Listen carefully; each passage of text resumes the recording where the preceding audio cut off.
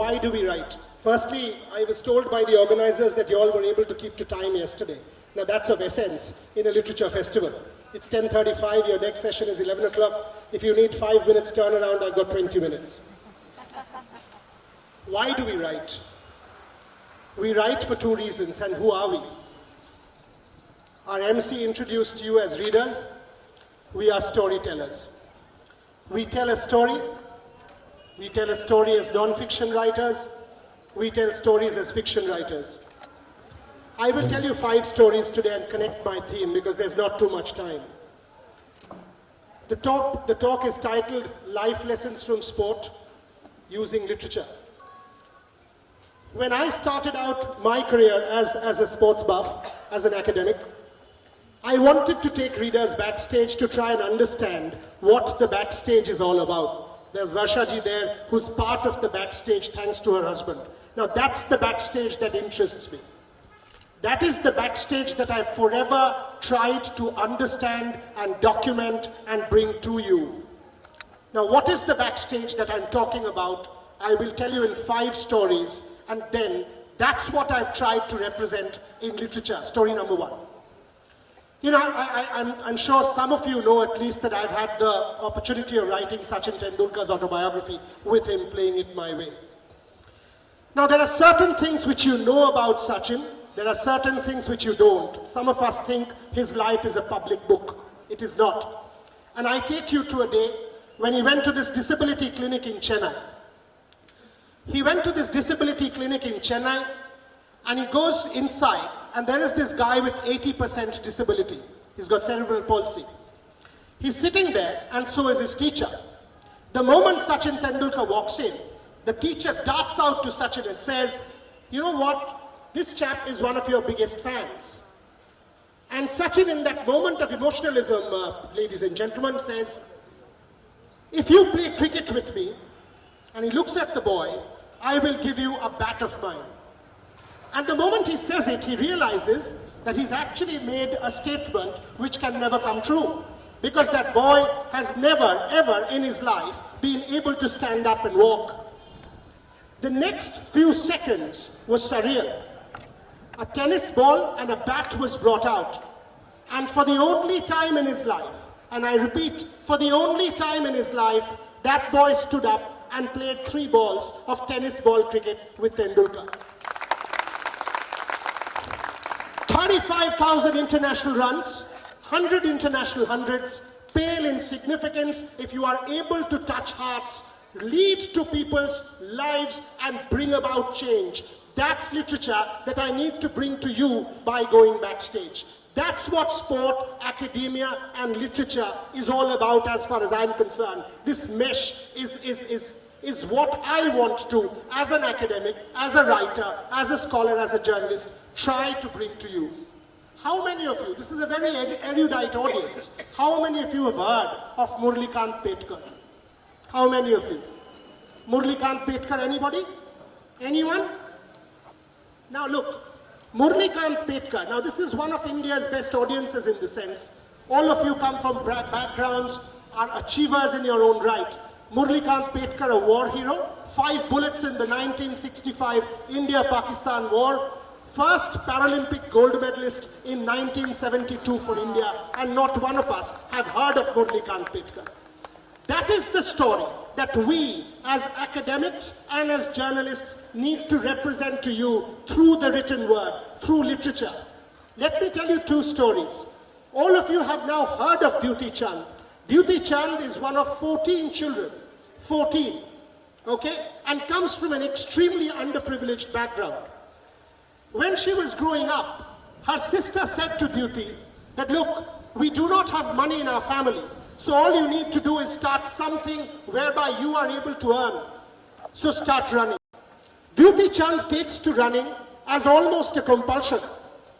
Tells her mom, Mom, I need to buy you need to buy me rather a pair of shoes. And the mother says to Duti Chand, when you were you born with shoes? I do not have shoes for 14 children. That's not possible. So what does she do? She takes these cow dung cakes and she used to put them in a basket, go and sell them. So she takes 2 of them, 1 each for each feet, and puts them as shoes as she walked. That's Dhyuti Chand and how she started running. Today she is 11.15 seconds away from making it to Tokyo, her second Olympics. That is the story of India, ladies and gentlemen. That is the story of India that I write. Our co-chair introduced this day's proceedings saying, this is an apolitical festival. Every morning, every day, every morning, every night, you open your television set, you open the newspaper, and the first thing you will read is communal discord. You will read about communal disharmony. You will read about negativity. You will read about problems. You will read about divisions. You will read about issues that are plaguing this country. You will read one word, and that is negativity, right? When the Mumbai Marathon happens, and this was 2 weeks back, 55,000 people ran. 55,000. I was standing on the Mumbai ceiling trying to think to myself, does this fellow know who the next person is, what his caste is, what his creed is, what his economic background is, what his religion is, which religion does he come from, where does he stay? The answer is no. That's the India that gives me hope. That is the India that I stand for. That is the India that I still believe in, and it is a sense of optimism that brings me here. Does Varshaji know who that gentleman is? His religion is? Do you know who the fellow sitting next to you is? No, you're not. This is the India, the microcosm of India that still gives me hope, and that is why I do sport. Because sport is life. Sport, there are no retakes. In sport, it is still that inspiration, the word used by him, it is still that inspiration which I, as a writer, then bring to you by going backstage. Okay? 2 more stories. Devendra Jhajaria, one of my favorite athletes, 2-time gold medalist for India in the Paralympic Games. Devendra Jhajaria in 2004 represented India for the first time at the Athens Games. 2016, he represented India in Rio. 2004, he won a gold medal. 12 years later, 35 years of age, he wins a second gold medal in Rio. When Devendra Jhajaria lost an arm, it got amputated, electrocuted at the age of 8. He was unable to come out of his house for close to a month. And all of this has been documented in my book, which you will get there, Dreams of a Billion. That is the lesson that I'm trying to talk to you about, the relationship between literature and sport. Devendra Jhajaria lost an arm and for a month refused to come out of his house, facing social stigma. His mother told him, तुम्हारे साथ problem क्या है? बाकी बच्चों के साथ खेलते क्यों नहीं हो? बाहर जाओ और खेलो. He comes out and he goes to school, picks up a javelin.